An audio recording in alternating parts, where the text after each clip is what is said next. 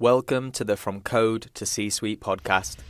More gold than exists on the planet have been transacted in the last 4 hours. Yeah, how? How's that possible? So I'd seen that and it didn't sit right with me. So I started Googling, why is this happening? And I didn't get a straight answer. And then on page 2 of one of my searches, there was something about derivatives and Sharia compliance, where someone was talking about why derivatives are not Sharia compliant. I was like, hey, this makes a lot of sense. And that was a rabbit hole I went into when I understood what was going on and why it's wrong and how exploitative it is in nature and what these markets are doing, manipulating the price of assets to make a gain, the exorbitant amount of leverage and essentially gambling involved in such an industry. Quit my job on the spot, withdrew my entire trading balance into my checking account. Yeah. I was like, I'm not gonna do this anymore. Really, yeah. Even though it was, kind of at that point my dream. If you want to invest as a Muslim, the system makes it harder and more expensive. You're either expected to do the work of a professional or pay 5 to 6 times more just to stay compliant. In this episode, Samy Mohamad explains why halal investing platforms are broken and why he walked away from professional trading to build something better. This is how the system actually works. Let's get into the conversation. But if you want to put it into a Sharia compliant equivalent, those fees are up 500%, 600%. Really, as high as that? Really, yeah. It's 5 to 6 times more. Good afternoon, Sami. How are you today? Hi, I'm doing well, Liam. How are you? Very good, thank you. I really, really appreciate you coming down to the podcast. I appreciate you're super busy. I know you're traveling tomorrow, so thank you so much again for your time. Yeah, no worries. Of course. Thanks for inviting me. Thanks for having me. Very welcome. So, look, let's jump into it. If anybody doesn't know who you are, could you please give people an introduction of exactly who you are and what you're currently working on now? Sure. My name is Samy Mohamad. I'm the founder of Tabadilat. We're the world's first global Sharia compliant financial platform. So we do non-discretionary stocks and shares and other capital market instruments. Essentially, we're a brokerage, right? So we're the Muslim version of Robinhood or Trading 212 or Free Trade or whatever your most familiar trading app is. We connect to over 20 capital markets, more than those other guys, including the GCC markets, of course, here at home. And we screen all of the assets on those capital markets to make sure they're Sharia compliant. So we look at over 40,000 assets regularly. We go in and we measure their debts. We measure their business activities. We make sure they're not dealing in gambling or alcohol or anything that's non-Sharia compliant. Mm-hmm. And then we make those available, and we also demonstrate that for free on the platform. So even if you don't want to trade, you can use us as a free screener, basically. There's a lot of paid screeners out there. We're going to be completely free forever, basically. We're an AOFI member, which is the largest non-governmental Islamic financial institution in the world. Mm-hmm. They dictate the standards for financial asset classes, including stocks and shares, to be Sharia compliant. So the largest Islamic financial asset class is Sukuk. There's trillions of dollars of these fixed income instruments floating around. And they dictate that. They're present in over 42 countries, and they're actually law in a couple of countries, including this one in the UAE. So if you have an Islamic financial business, you're legally required to adhere to the AOFI standards. Wow. And we're the first platform of our kind to be an AOFI member, which is also, to me, a bit surprising, given how liquid capital markets are and how high the retail participation is and how many Muslims there are in the world. Yeah, of course. That this sort of intersection hasn't existed before on such scale. Amazing. Well, look, that's something to be super proud of as well. I think in such a short period of time, forgive me if I'm wrong, how long has the business been going for now? Well, we're still in the licensing stage as we speak today. Hopefully, by the time this comes out, inshallah, we'll have launched. We're launching on an exclusive basis in the beginning, so we're going to have a couple of power users, couple hundred power users be onboarded onto the platform to test it out and give us the initial feedback so we can guide our MVP better and develop a product that people love to use.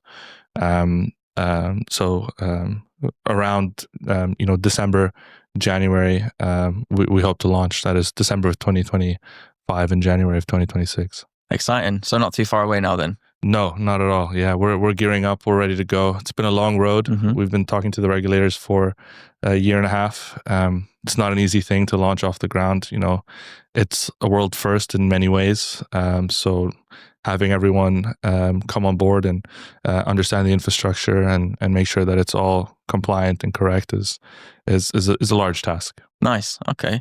And what does the team look like right now? If we look on a kind of like a bird's eye view of the business, who have you got in the team right now?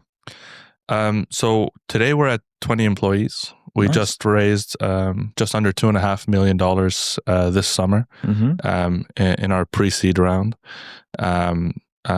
We've got 7 people in technology, including my 2 co-founders, Ali Abdul Qadir Ali, who comes from the largest Islamic Sharia compliant fintech that exists to date. It's a robo-advisor. They have billions of dollars of AUM and hundreds of thousands of customers. He's very well versed in how to build products for this audience, and he really knows his stuff when it comes to product and UI and UX, and I rely on him a lot. We also have Ahmed Saeed. He's our CTO. He's in charge of all the real nitty-gritty technology and the back-end stuff. He comes from another Islamic financial institution that was based in Kuwait, and links between Kuwait and the UK. He has decades of experience in this industry, essentially building a digital bank from scratch. And under him, we have 5 engineers to date. Nice. And we're growing. Our chief marketing officer, Adam, I think you had a small foray with him. He's a performance marketing expert. He's got a team of 6 under him, I believe now. We're trying to lean into this content marketing, organic, short form vertical video strategy, and really put an educational piece out there around Islamic financial markets. Yeah. And then, of course, you have me as the founder and kind of the business development operations. I do many hats, to be honest with you. And as of recent, 2 interns. So awesome. It's interesting to be able to have some of the younger guys come in with fresh perspectives and help us out. So we also have Kane Osborne, who's our chief compliance officer. He has over a decade of experience working in multiple regulated financial entities, including brokerages in the UAE, which is quite a niche. And he's heading up our compliance department and very active on the business development side as well. Nice. So really, really strong team so far. And you're obviously going pretty quickly across the board as well, which is great. There's a couple of questions I obviously want to undig there, but just so people do know, what would Sharia compliant mean? Like, what does that mean to people that might not know that already? What does it mean to be Sharia compliant? It's a difficult question to answer. It really is a little bit subjective. There are very strict guidelines that come out from various governmental entities. In the UAE, onshore, you have, for example, the Higher Sharia Authority, which has made, for example, the EOFI standard mandated as law. Saudi has its own system. Pakistan and Malaysia have their own system. So it really depends who you're talking to. To be Sharia compliant in our jurisdiction, in the ADGM, and to operate as what's called an Islamic financial business or Islamic financial institution, you need to have your own Sharia supervisory board. So we have 3 sheikhs. These are people that are educated in the fiqh of muamalat, which is the Arabic way of saying the science of interaction of money or trading or transactions rather. And they look over everything that happens in your structure. They look over all of your contracts. They look over how everything is set up, how the money is flowing. They also do an audit on you. So it's not the SSB, but another third independent body that has similar accreditation that actually peeks under the hood. And by peek, I mean really goes in and goes through your books and makes sure that every transaction, every interaction, even on a company to company level, that the way you deal with your suppliers and so on and so forth are all Sharia compliant, meaning there's no debt involved, there's no delay of payments and all these types of things that are not Sharia compliant. In the equity world, in the stocks and shares world, the AOFI standard has 3 key metrics. It's really 4, but there's 3 key metrics. The first, and these are, quantitative metrics. So these are essentially numbers that come out from the reportings of these companies. So it's something that is verifiable for all public companies, as they all have to report these things. Yeah. So the first is the revenue portion. So no more than 5% of the revenue can be incidentally non-Sharia compliant. Then the second is the debt to market capitalization, which is 30% or less. The amount of debt that's on the books of these companies needs to be 30% or less. And similarly, interest-bearing assets. So if they have any sort of bonds or any type of deposits in a bank that generates an interest for them, that needs to be under 30% of their market capitalization. The fourth one, the more qualitative one, although it's pretty easy to determine, is the core business activity. So you can't invest in a company that's explicitly trying to make a profit from a non-Sharia compliant activity. So you can't invest in a gambling house. It doesn't matter, what their debt ratio is. You can't do it. You can't invest in an alcohol producer. That's a disqualifier. And for all of these qualifiers that I mentioned, if any one of them is breached, the entire thing is considered non-Sharia compliant. Now, it is a bit contradictory, right? And it's probably the number one question I get asked. How can something that is 5% non-Sharia compliant be considered Sharia compliant to invest in? Yeah. And there is a ruling around that, which is that these companies, a lot of them, that operate in Western markets are run and ran by non-Muslims. And these non-Muslims don't have themselves an obligation, nor really a keen awareness on the Islamic principles of investors that may want to participate and interact with these companies. So you as a Muslim investor, you don't have the actual, power or ability to dictate how this company operates. Yeah. And this company operates in, the modern world. So they may need to keep their cash balances inside of an account. And if they're not generating an interest on it and a return on that cash balance, they'll be questioned by their shareholders. Yeah.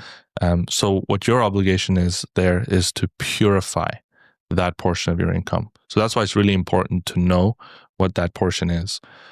So if you get a dividend or you make a capital gain or anything like that, you should be purifying the portion of the non-pure income that you receive from that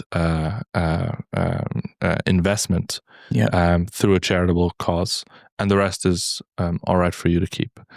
It must be very difficult though. So I'm just thinking, obviously going through all of this, and I guess maybe this is the pain point you're trying to solve with the business, is that these things can also fluctuate. If you're investing into a company and all of a sudden their debt is increased or lowered or whatever, right? It's quite hard to manage that at every single level of the process. Is that the case? Like for a very strict Muslim that's looking to invest, they must have big issues trying to be able to do this correctly. Yeah, it's a labor intensive job, right? Yeah, it's really difficult. Essentially, the burden on the Muslim investor in the 21st century and in this environment that we live on is that he has to go through the financial dealings of every company that he intends to invest in to figure out A, if it's Sharia compliant or not, B, if he needs to purify a portion of the income, and then how much. And then C, of course, on your investment holdings, you also need to pay a zakat. And you need to go in and figure out how much zakat that you need to pay on that. And essentially what we're asking Muslim investors to be with, if you set that out and you don't give them a tool, is to be a chartered accountant. Yeah. Right? To be able to comb through financial statements, income statements, balance sheets, cash flow statements, quarterly filings, listen to the shareholder reports, and figure out all of this stuff, and then do that for every holding. Right? It's crazy, right? I guess for the usual retail investor, that's going to be very, very difficult to do. So I guess people just get put off from doing it completely, right? Yeah, it's a tough job, right? So imagine you're holding an ETF, with like 500 holdings. It's not really feasible. Yeah. So that's why those screening companies exist, and they charge an arm and a leg, and it's usually quite a premium, and the market access is restricted, and you can only get certain amounts of reports. So for us, we're mission driven. Yeah. First and foremost, we want to make Muslims invest again. We want to make it easy. We want to empower them to be able to put their money into a fund that returns, or into any piece of equity that they return, that they get a return from. If we look at the current landscape, the options for Muslim investors, it's sad to say, but they're all really expensive, to the point of almost being a bit of a price gouge. And people, I've heard people talk amongst themselves and say there's a halal tax. If I want to stay compliant, if I want to stay within my principles, if I don't want to interact with debt, if I don't want to promote products or services that may harm society, like the consumption of alcohol, the proliferation of lewd images and pictures, and these types of things, it's more expensive for me to do. If I just put my money in a broad market ETF like the S&P 500, they're going to take 7 basis points from me, right? Wow. So that's 7% of a single percent. It's a rounding error, even if you're putting in a very small amount of money. But if you want to put it into a Sharia compliant equivalent, those fees are up 500%, 600%. Really, as high as that? Really, yeah. It's 5 to 6 times more, just to be able to have that be done for you, and that's just. It's just not right. Yeah. And I'm assuming people, obviously, that puts them off investing, right? Because the returns you're making off the back of that is going to be reduced significantly, isn't it? So it makes a huge difference. It is. Yeah, it is. And the underlying assumption of these players in the market right now is that the Muslim investor is not financially literate enough to be able to allocate his own money. So he needs to give it to a money manager, and this money manager will do it for you and will, take a very large sum of money in return. Yeah. So that's why we think it's really important that a tool like a brokerage for Muslims exists, so that they can take back control of their investing. They can go out and they can follow strategies that they believe in. They can, allocate their money into themes and companies that they think are going to outperform, and that they can do so freely. The choice rests with them. There's no reason that just because someone is Muslim, they're not financially literate. Yeah, of course. I think sitting here in the UAE, Liam, but we see that very clearly, right? There's a lot of very financially savvy, very business savvy, very intelligent and wealthy Muslims out here that have done extraordinarily well, because of their ability to allocate capital in a concentrated way. Yeah. That's outperforms general returns. I feel like for you guys as a business as well, right? There's so many people that probably have cash they want to invest, but haven't had the confidence to do it properly before. So now there's, for you guys as a business, so much opportunity there across Muslim locations or whatever. It's amazing, isn't it? Absolutely, yeah. I mean, the GCC alone is a very interesting demographic base. If we think about the bloc as a whole, we're talking about around, I think, just around 60 million people. We're talking about an average GDP of $45,000. We're talking about zero income tax. Yeah. So $45,000 here is equivalent to double that in the West. The cost of living is not extortionate as it is in most Western countries today. So these people have a lot of excess income.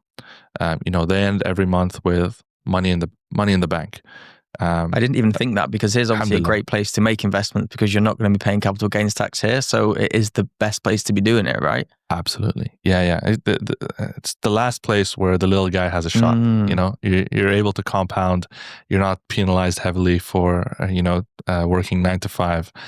You have the freedom to put your money to work in a way that will give you a long-term returns. You don't have to think about a tax structure or this loophole or the capital gains or tomorrow the tax code has changed because this new guy's in charge and he's trying to win some vote or something.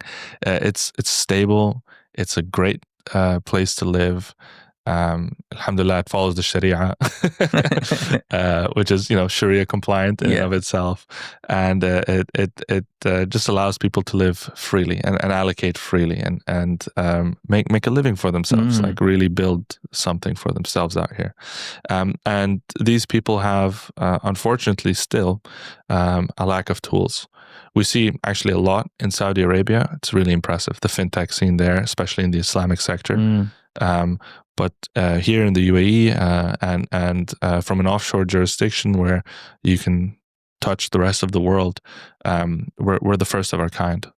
That's why I say, we're the first truly global one. Yeah. Not just global in the sense of we connect to global markets, but global in the sense that global audiences can interact with us. Nice.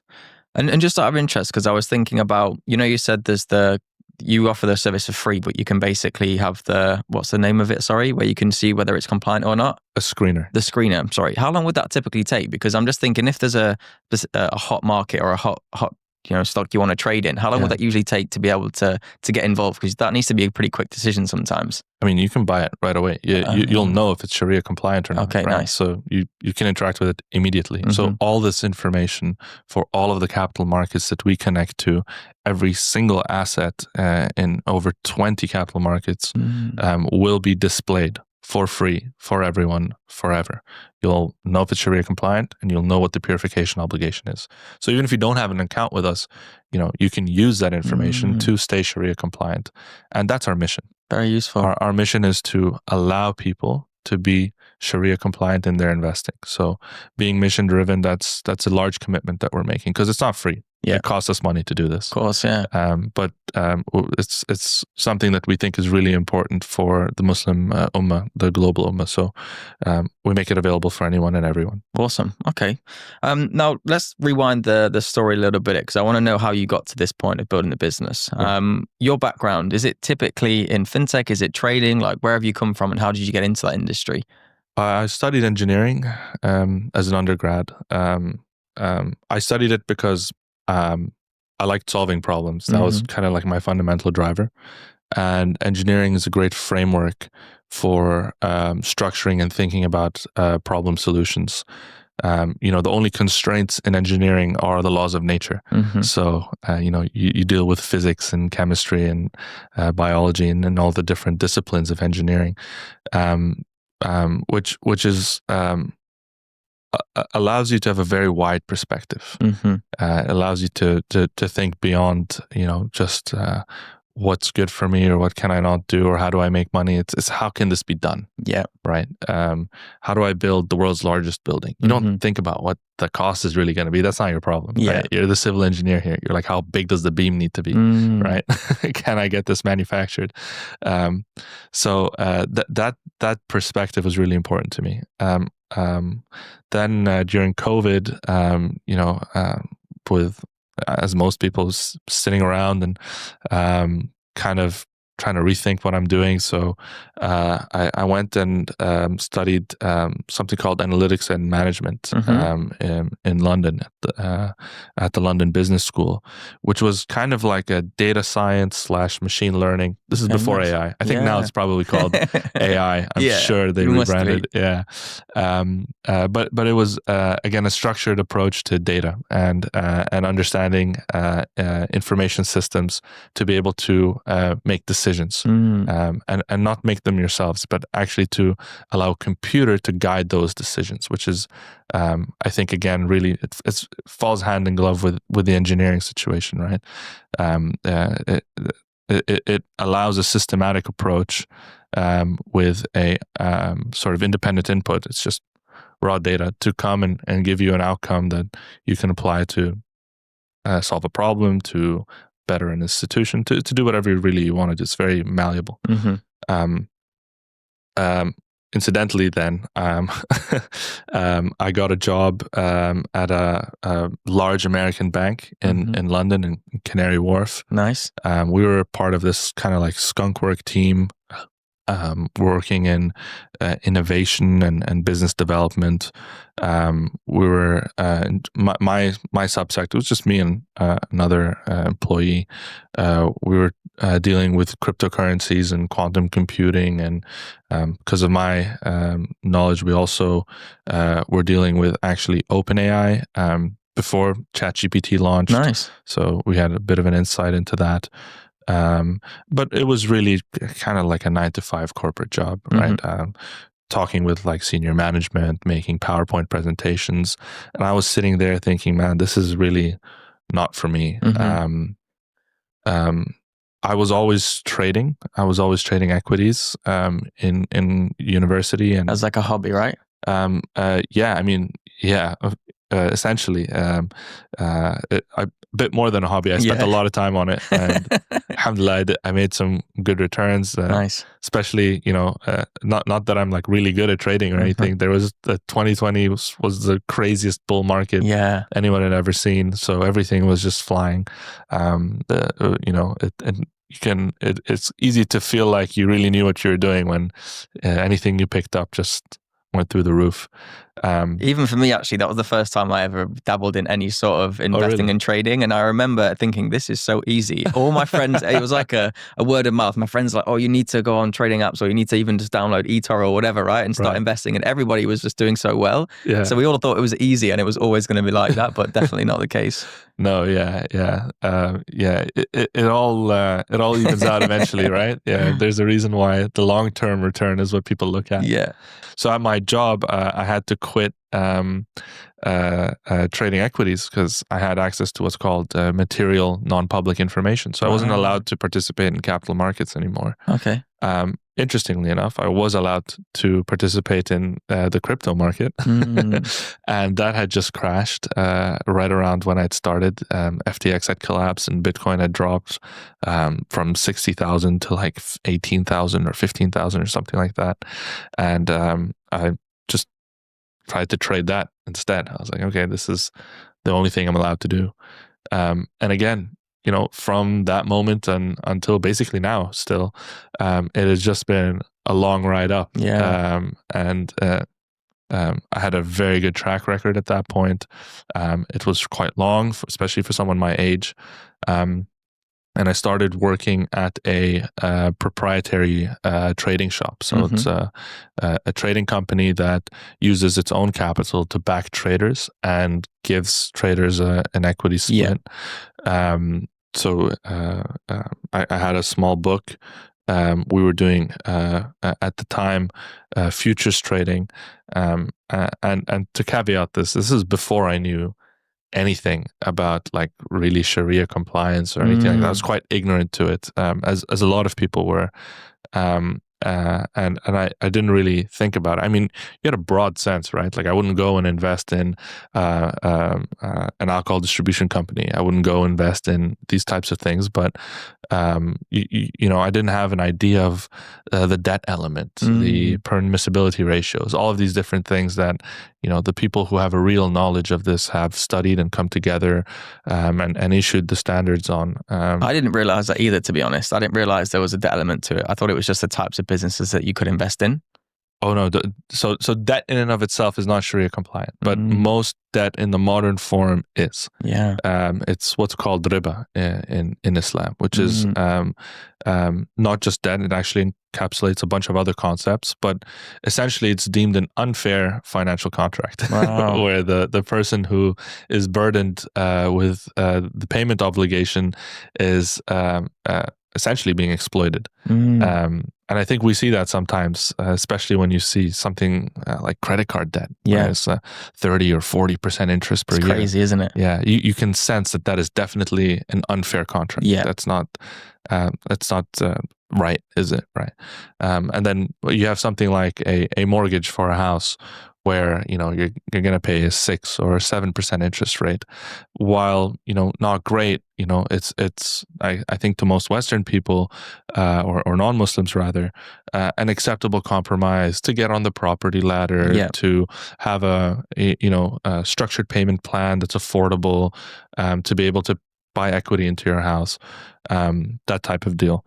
So that concept is actually really important, and it underpins the entire global financial system today. It runs on debt. Yeah. You know, we're all in debt to each other. America's in debt to this, Britain's in debt So to that. true, yeah. Who do we owe, Yeah. actually, right? Well, what is this? How can we not all just pass the same dollar around It's hard 20 to think times? how it's actually possible sometimes. How does it actually work? We just like write it all off, right? So that's what fuels this this system, and we're stuck in it. I mean, currency itself, paper currency, if you're holding $1, a pound, whatever, it's based on riba. It's issued from a central bank that sets an interest rate, that issues bonds, that sometimes buys its own bonds that it's issuing, and pays an interest on it, and so does the government. And so there's no escaping from it, actually. And there is a hadith from the Prophet ﷺ that mentions, one of his many predictions, in the future, riba will be like a smog or a cloud that touches everything. It's impossible to escape from. And I believe we're at that point today. Yeah. So even as a Muslim, even if you have no investments and you're earning an income and you have cash money in an Islamic bank account in an Islamic country, that cash is riba based. It's impossible to escape from it. The purchasing power of that money is going to decrease year on year based on the interest rate and the inflation. So Muslims have to get savvy about it. They need to sharpen up, and they need to be able to protect their interests. Not literal interests, but protect their own.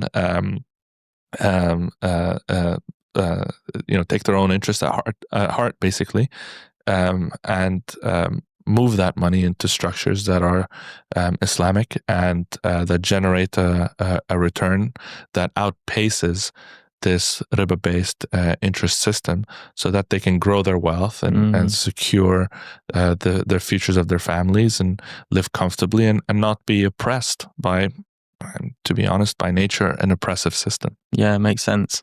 Interesting. And then, sorry, back to the proprietary trading role that you was in. Sorry, yeah. That was going successfully, right? Total non sequitur, yeah. Sorry about that. So that was going really well. So what we were doing was macro-based futures trading. Nice. So we were looking at global economic shifts, things like central bank interest rate decisions, things like oil outputs from OPEC countries. At the time, the Russia-Ukraine war had just started. The price of wheat had gone through the roof because a very large chunk of the world's wheat comes out of that region. And those were economic situations that we could profit from and trade in, and buy wheat, wait for it to go up and sell it, buy oil, so on and so forth. And I remember at one point, and the real trigger to all of this is kind of boring, but this is what happened. I was looking at the tape, so you see how many orders are coming in. It used to be an actual tape, now it's of course on a screen. And I just remember thinking and I had a little accumulator at the bottom that told me how many contracts had gone back and forth. And I was looking at the gold market, and in about 4 hours, more gold contracts had changed hands than existed on the planet. And I just thought, well, hold on. It's again like the intuition piece, right? You know that a credit card interest rate is unfair, but a mortgage may seem palatable. That's where my intuition came back, and I was like, how can in the last 4 hours more gold, futures contracts, and a futures contract is like a promise to buy and sell golds. It's basically what it is. Is it higher risk to do futures than it is to do? Absolutely. Yeah. Absolutely. Super leveraged. So, it's almost on a notional level, 1,000 to 1 leverage. So every dollar you put in, you can get $1,000 to manipulate. So that's crazy. Yeah, very, very leveraged. And it's a very institutional market. It's mainly other banks, massive hedge funds that are participating in these markets.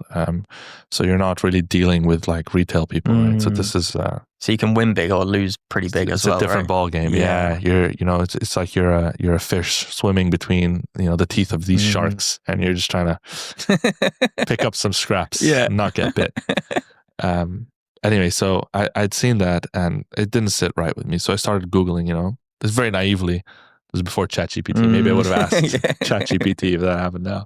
How can more gold than exists on the planet have been transacted in the last 4 hours? Yeah. How's that possible? Why is this happening? And I didn't get a straight answer. And then on page 2 of one of my searches, there was something about derivatives and Sharia compliance, where someone was talking about why derivatives are not Sharia compliant. I was like, hey, this makes a lot of sense. And that was a rabbit hole I went under. I went into. So I came out the other side of that, a couple of days later, quit my job on the spot, withdrew my entire trading balance into, my checking account. Yeah. I was like, I'm not gonna do this anymore. Really? Yeah. Even though it was, kind of at that point my dream. So I gave it up for the sake of Allah and religion, and when I understood what was going on and why it's wrong and how exploitative it is in nature and what these markets are doing, manipulating the price of assets to make a gain, the exorbitant amount of leverage and essentially gambling involved in such an industry. Even though, it's not like a casino where you're losing in the long term, there are instances where you can be profitable, and there are many very profitable, very famous traders. I just gave it up. Everyone thought I was crazy. Tell me, what are you doing? No, take it step by step. Sometimes that's the best way, though, isn't it? Just to go all in. That's the type of person I am, right? I was a trader. I risked my net worth every day. I was not very risk averse, right? That's also why I was, being a founder for me is kind of more calm. Yeah, light work. Yeah. I have a very high risk tolerance as a person. So that's, a characteristic and a trait about me that I think helps in this line of business. So once I'd withdrawn all of that money into my bank account, I tried to invest it in a Sharia compliant way, and I couldn't find a platform that essentially didn't know what I was doing. All the platforms were like, give your money to so-and-so and he will invest it for you. And I was a professional accredited trader who just came from one of the world's largest banks. I have a master's degree. I'm a financially literate person. I've been interacting with capital markets for years. And there's no way to do it. Crazy, actually, isn't it? Yeah. It was surprising. Yeah. It was really surprising. And I checked. There are some of the banks in the GCC that allow you to access capital markets in a Sharia compliant way, alhamdulillah, but they're really expensive. Really expensive. The lowest one I found here, for example, was $18 per trade. Wow. I'm trying to buy a single stock of, Apple. It's like $200 a stock. I can't be paying 10% of that. That's crazy. Yeah, that's the average return for a year. This is a ridiculous proposition, right? It's not retail friendly. But on the other hand, when I look at the conventional brokerages, they're super fast, they're free, they're amazing. They have all these products and features and bells and whistles. You get a card attached to it. It's like night and day. And then you have some clunky bank app that's not really functional and really expensive.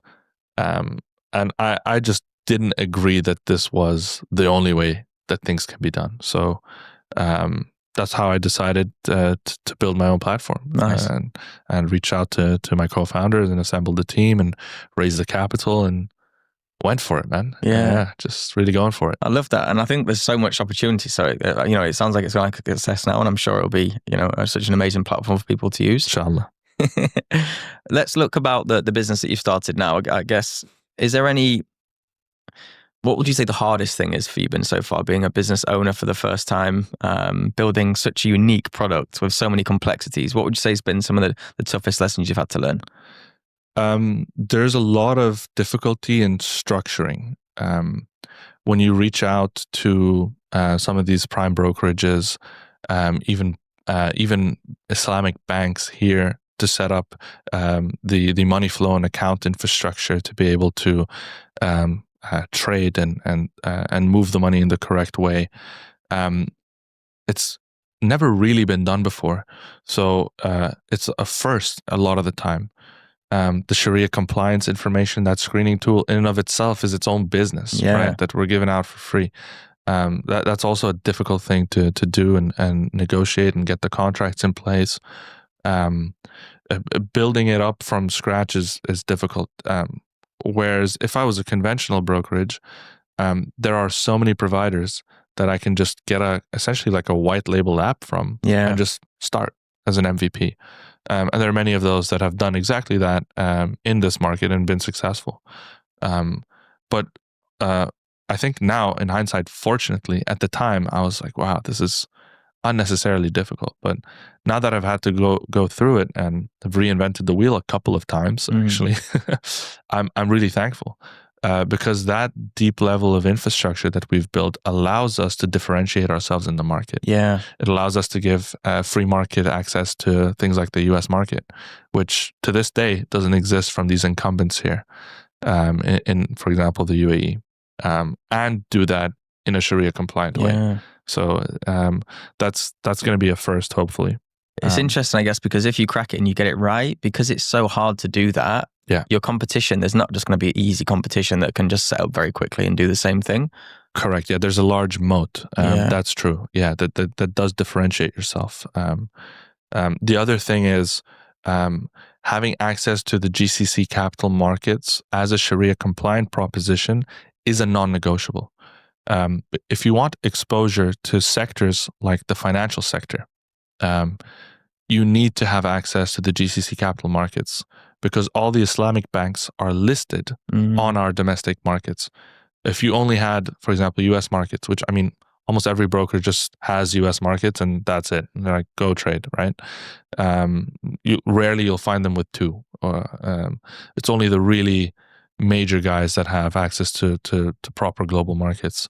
And usually then it's not free. Going back to the point, so if you want to have exposure to an Islamic sector like finance, you need to have access to the GCC capital markets because they're listed here. It's the only way you can get access to them, right? The only way you can buy Sharjah Islamic Bank stock is through the ADX, because that's the only way. You can't get it any other way. So it's really important, and it's something that we really believe in, and that led us to also having a global market access, because actually the GCC market access is a very difficult nut to crack. It's not easy. The capital markets here are still very young. They're not hundreds of years old like they are in London or the US or otherwise. And inshallah, that proposition as well helps support Islamic businesses. That's a very important thing for us. Where do you see the future for the business then? Like, let's say, for example, we forecast the next 5 years. Where would you like the business to be? And let's say 10 years or further than that. So in the next 5 years, we hope to have a double-digit market share from the banked section of the Muslim population in the GCC. We hope to be able to expand to other regions. I'm acutely aware of how necessary a tool like ours is in the West. There are many Muslims in the UK, in Europe, in the US that are also lacking this type of capital market access.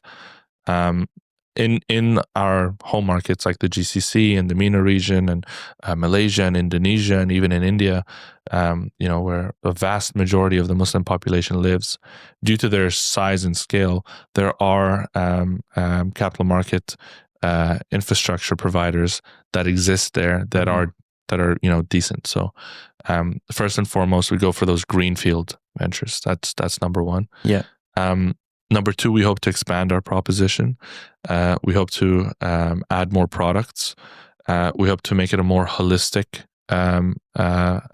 platform of, we think of it as the Sharia compliant financial assets marketplace. Nice. What other products would you offer inside of that, do you think?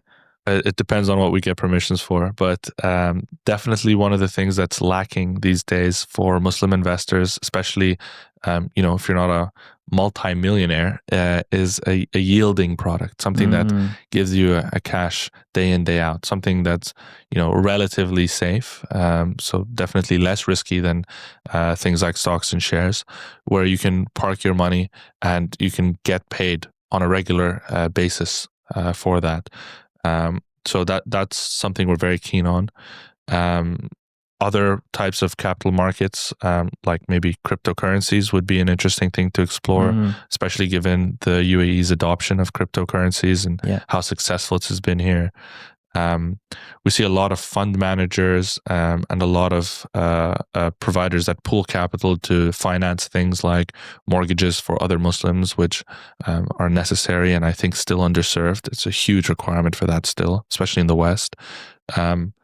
So those are kind of areas we're going to stay away from and stay core to our mission, which is having investments be accessible and kind of non-discretionary. We don't want to tell you what we think is best for you to invest in. We want to give you the access and you can make your choice. Mm-hmm. Okay, interesting. And what in the industry that you're in at the moment, obviously we can cross over between fintech and investment. Where do you see it going over the next 5 to 10 years as well? Not specifically for your business, but for the industry itself. Like, will a lot of more companies trying to push in more of a Sharia compliant way, do you think? I hope so. Yeah. I really hope so. I don't think so. Okay. Is the honest answer. There are some of the major players that are expanding to the region. I think Robinhood got its in principle approval to operate in the UAE very recently. It's probably the world's largest retail brokerage, just by size and number. Mm-hmm. I don't see their proposition sort of melding with the Sharia compliant element, because the Sharia compliant requirement is kind of a break on your margin, right? You can't create any sort of unfair contract. Yeah. It's tougher to do business, isn't it? Really, you can't deal with the derivatives that make these guys so much money, options or futures or whatever.